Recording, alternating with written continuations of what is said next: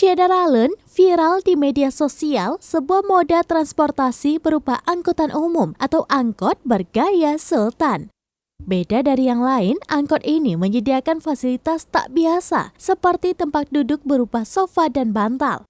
Bahkan di dalam angkot itu juga terpasang lantai berupa rumput hijau sintetis.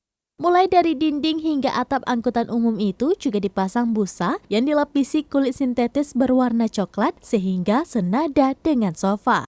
Penampakan angkot mewah ini diunggah oleh akun TikTok @babangsakono pada 7 September 2022.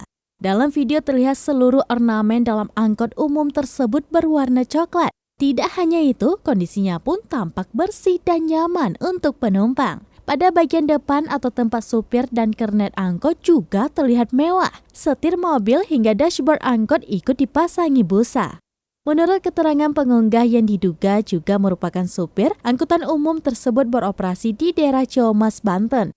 Penampakan interior angkutan umum yang mewah ini lantas viral dan mencuri perhatian warganet. Banyak yang mengaku ingin mencoba sensasi naik angkot mewah tersebut.